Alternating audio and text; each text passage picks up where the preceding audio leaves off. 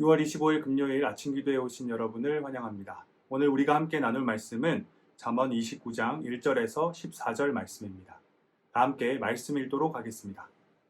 자주 책망을 받으면서도 목이 곧은 사람은 갑자기 패망을 당하고 피하지 못하리라.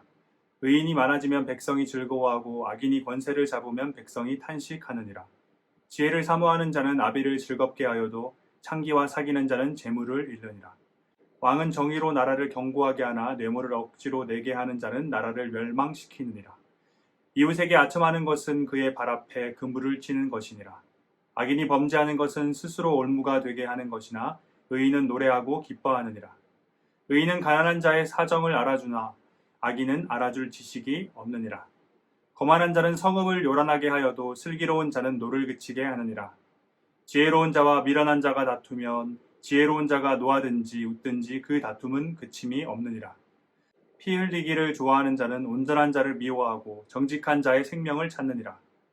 어리석은 자는 자기의 노를 다 드러내어도 지혜로운 자는 그것을 억제하느니라. 관원이 거짓말을 들으면 그의 하인들은 다 악하게 되느니라. 가난한 자와 포악한 자가 섞여 살거니와 여호와께서는 그 모두의 눈에 빛을 주시느니라. 왕이 가난한 자를 성실히 신원하면 그의 왕위가 영원히 견고하리라. 아멘. 1절에 목이 곧은 사람은 출애굽기와 신명기에서도 보았던 표현입니다. 자신의 잘못을 인정하고 수정하지 못하는 사람을 의미하는데요. 잠언의 저자는 그런 사람은 갑자기 패망을 당하고 피하지 못할 것이라 설명합니다. 사람은 나이가 들어갈수록 점점 더 목이 곧은 사람이 되어가는 것 같습니다. 누군가에게 나의 잘못을 지적받을 때 나의 잘못을 받아들이고 또 모르고 있던 잘못을 지적해준 것에 감사하고 수정할 수 있어야 하는데 잘못을 지적받는 그 순간에는 불쾌한 감정이 우리를 지배하곤 합니다. 하지만 그 불쾌한 감정이 순간적으로 생겨났다 이내 사라지고 잘못을 인정하고 수정하면 그나마 다행이지만 그 불쾌한 감정에 휩싸인 채 자신의 잘못을 돌아보지 못하고 도리어 잘못을 이야기하는 상대방에게 자신의 감정을 쏟아놓는 경우도 있습니다. 이것은 사람과 사람 사이에서도 중요한 문제이지만 성도인 우리에게 더 중요한 문제는 하나님과 우리 사이입니다. 하나님께서 우리의 잘못을 지적하셨을 때 우리는 우리의 모습을 돌아봐야 합니다. 하나님 앞에서도 다른 사람이 나의 잘못을 지적할 때와 동일한 모습으로 우리를 돌아보기는커녕 불쾌한 감정에 휩싸이고 심지어 하나님을 향해 불만을 드러내고 있지 않은지 한번 돌아보길 원합니다. 거룩하신 하나님, 정의로우신 하나님, 사랑이 많으신 하나님께서는 우리의 가장 나약한 부분, 누구에게도 들키고 싶지 않은 가장 깊이 숨겨놓은 그 죄를 지적하십니다. 우리의 전부를 원하시는 하나님이시기에 하나님께서는 우리의 가장 나약한 그 부분을 우리가 숨겨두고 가려두었던 바로 그 부분을 지적하시고 그것을 하나님 앞에 내어놓고 회개하고 돌이키길 원하십니다. 사랑하는 대학교의 성도 여러분, 지난해에도 그리고 올해도 하나님께서 여전히 지적하고 계시는 우리의 잘못이 있다면 더 이상 목이 곧은 사람처럼 버티지 말고 하나님 앞에 내려놓고 돌이키길 원합니다. 끝까지 목을 곧게 하는 사람은 생각지도 못한 순간에 갑자기 패망을 당하고 그것을 피하지도 못할 것입니다. 이어지는 2절을 보겠습니다. 악인이 권세를 잡으면 백성이 탄식을 한다고 하는데요. 여기서 주목해 볼 것은 백성이 즐거워하는 것이 의인이 권세를 잡는 것이 아니라 의인이 많아질 때라는 것입니다. 물론 오늘 본문의 뒷부분에서처럼 의로운 통치자의 중요성에 대해 이야기하고 있지만 2절에서는 조금 다른 관점의 이야기를 하고 있습니다. 악한 통치자가 백성들로 하여금 탄식하게 만들지만 만약 그 나라에 의인들이 많아진다면 백성들은 즐거워할 수 있습니다. 바로 여기에 교회와 성도의 역할, 사명이 담겨 있습니다. 물론 나라의 통치자들을 위해서 그들이 의로운 길을 걷도록 기도해야겠지만 동시에 우리 교회와 우리 성도들은 각자의 삶에서 우리 자신이 의인이 되도록 힘써야 합니다. 조금 더 많은 교회가, 조금 더 많은 성도들이 세상 속에서 의인으로 살아가면 이 땅의 백성들이 즐거워하며 기뻐할 수 있기 때문입니다. 우리가 그런 의인들이 되길 소망합니다. 3절입니다.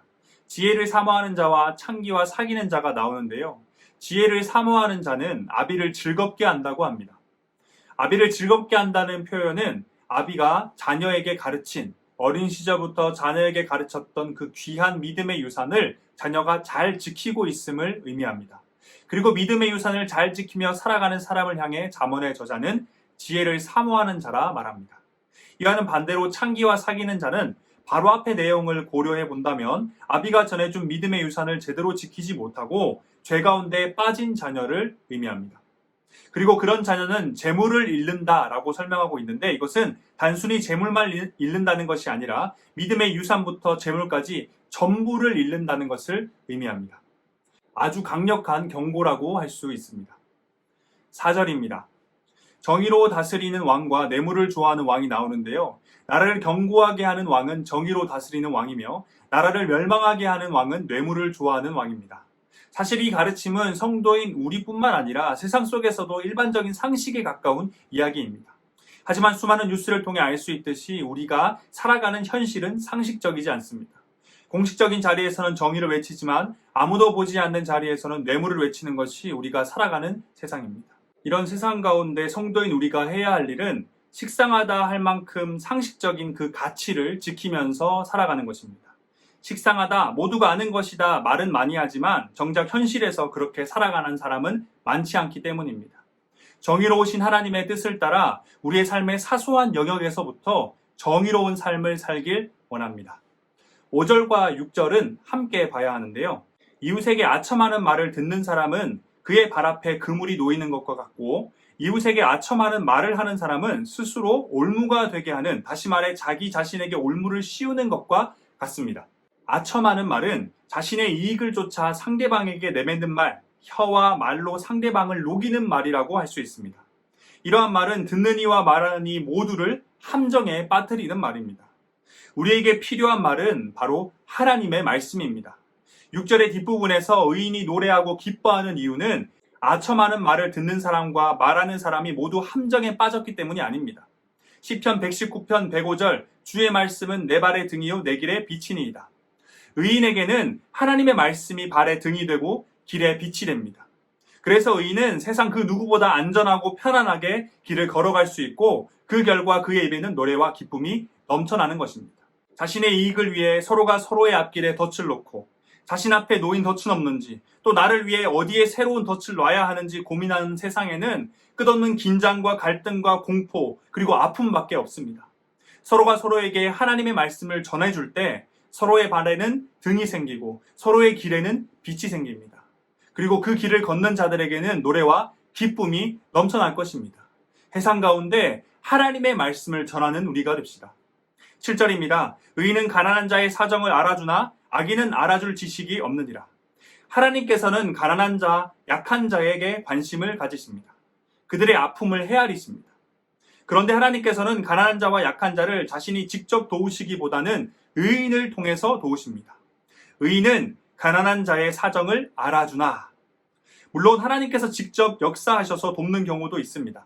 하지만 오늘 잠언 저자는 누가 하나님의 마음을 깨닫고 공감해서 가난한 자를 도와야 하는지 명확하게 설명하고 있습니다. 바로 의인, 성도입니다. 이 땅의 가난한 자와 약한 자의 사정을 알고 그들을 돕는 것은 하나님이 알아서 하시는 일이 아니라 성도인 우리와 우리 교회가 감당할 일입니다. 가난한 자, 약한 자를 향한 하나님의 마음은 성도와 교회를 통해 전해지기 때문입니다. 8절입니다. 거만한 자는 성읍을 요란하게 하고 슬기로운 자는 노를 그치게 합니다. 슬기로운 자가 노를 그치게 한다는 것을 보면 거만한 자가 성읍을 요란하게 만든 이유가 성읍의 사람들의 분노, 다시 말해서 거만한 자들로 인해 생겨난 그 분노 때문임을 알 수 있습니다. 거만한 자는 혀의 사람들을 의미하는데요. 그들은 수많은 말을 쏟아내는 사람들입니다. 그리고 그 말에는 덫과도 같은 아첨하는 말이 포함되어 있습니다. 앞서서 살펴본 5절과 6절에 이 아첨하는 말이 어떤 결과를 가져오는지 여기서 확인할 수 있습니다. 거만한 자들이 던져놓은 수많은 덫들은 성읍의 사람들에게 큰 상처를 입혔고 그들은 분노했으며 결국 성읍이 요란하게 된 것입니다. 잠언 저자는 아첨하는 말로 던져놓은 덫으로 인해 분노하고 있는 사람들을 잠잠하게 하는 것은 슬기로운 사람이라 말합니다. 어떻게 슬기로운 사람이 노를 그치게 하는지는 뒤에 이어지는 말씀을 통해 확인할 수 있습니다.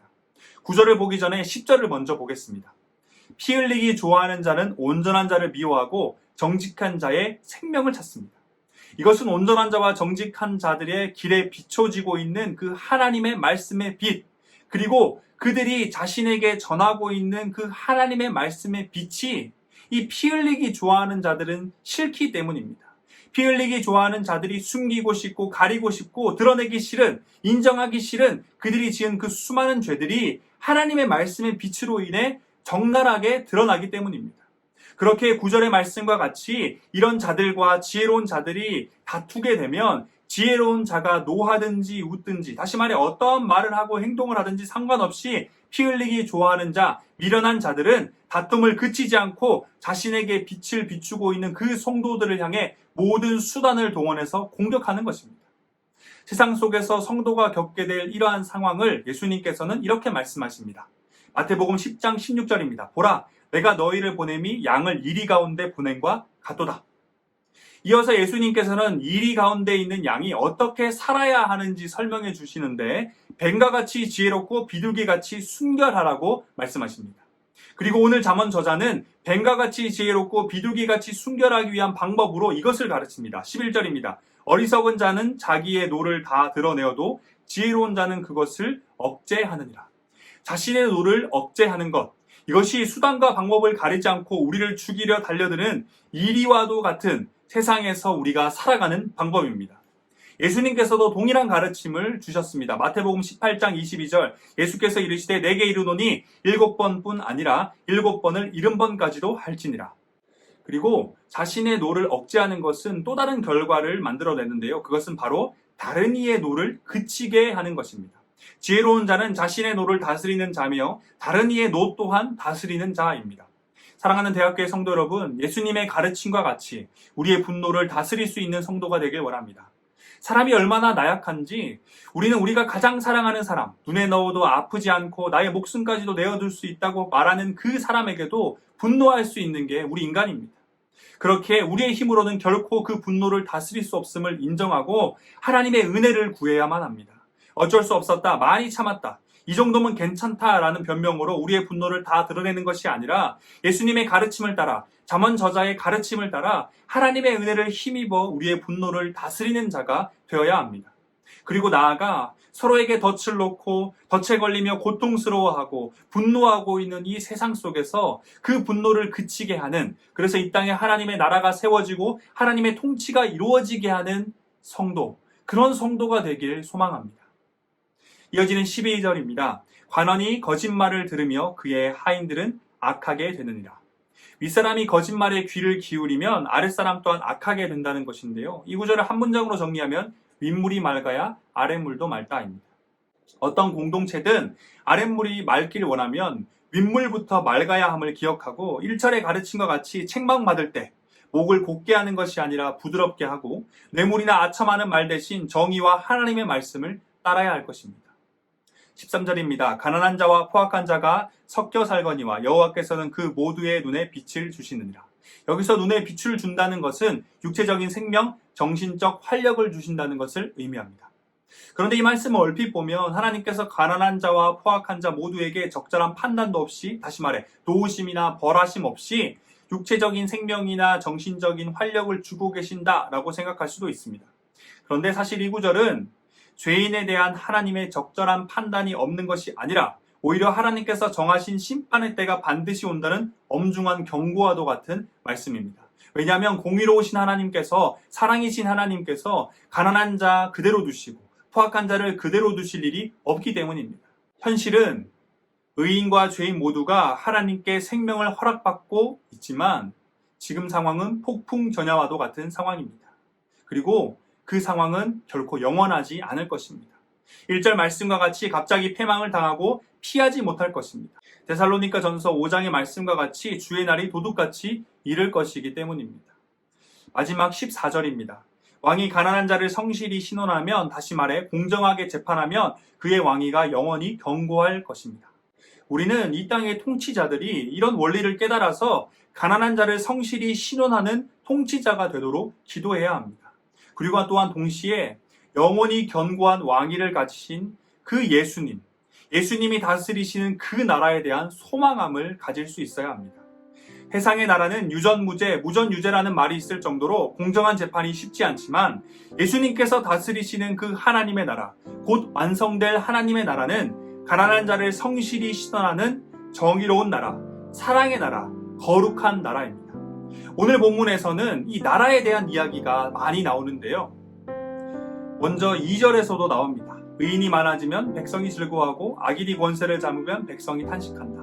4절에서도 나옵니다. 왕이 정의로 나라를 견고하게 하고 8절에서도 나옵니다. 거만한 자는 성읍을 요란하게 한다. 12절에서도 나옵니다. 관원이 거짓말을 들으면 그의 하인들은 다 악하게 된다. 마지막 조금 전에 봤던 14절에서도 왕이 가난한 자를 성실히 신원하면 그의 왕위가 영원히 견고하리라. 오늘 말씀은 이 땅의 통치자들을 향한 말씀, 이 나라에 대한 말씀이기도 하지만 동시에 조금 전에 말씀드린 것 같이 우리가 들어갈 그 나라, 예수님이 다스리시는 그 나라에 대한 이야기입니다. 그 나라는 바로 이러한 나라입니다. 세상에서는 보여줄 수 없고 결코 완성될 수 없는 나라지만 우리가 들어갈 그 나라는 이미 그런 나라로 세워져 있습니다. 우리가 들어갈 그 나라에 대한 소망함이 우리 가운데 있길 원합니다. 예수님이 다스리시는 그 나라, 완성될 그 나라, 정의로운 나라, 사랑과 거룩한 그 나라에 대한 소망이 우리 가운데 있길 간절히 원합니다. 다 함께 기도하겠습니다. 우리의 창조자 구원자 되신 하나님, 주님의 이름을 찬양합니다. 오늘도 어김없이 우리에게 새 생명 주심에 감사드립니다. 사랑하는 하나님, 성도인 우리가 탄식하고 있는 세상 속에서 의인으로 살아가며 그들에게 기쁨을 주길 원합니다. 서로가 서로에게 덫을 놓고 또 덫을 피하며 살기 바쁜 세상의 사람들에게 발의 등, 길의 빛이 되시는 하나님의 말씀을 전하며 그들이 하나님의 말씀을 따라 노래와 기쁨으로 살아갈 수 있길 원합니다. 양과 같은 우리가 이리 가운데 살아갈 수 있는 방법, 뱀같이 지혜롭고 비둘기같이 순결하기 위해 우리의 분노를 다스리며 살아가길 원합니다. 7번뿐 아니라 7번을 70번까지도 용서하라 하신 예수님의 말씀을 기억하며 우리의 분노를 다스리길 원합니다. 그리고 이런 우리의 모습을 통해 서로를 향한 비난과 조롱, 분노가 가득 찬 이 땅에 분노가 그치고 하나님의 통치가 이루어지며 하나님의 나라가 세워지길 소망합니다. 오늘 묵상한 이 말씀이 새로운 하루 가운데 그리고 남은 한 주 가운데 열매 맺길 소망하며 우리의 구원자 삶의 이후 다시 오실 예수 그리스도의 이름으로 기도드립니다. 아멘.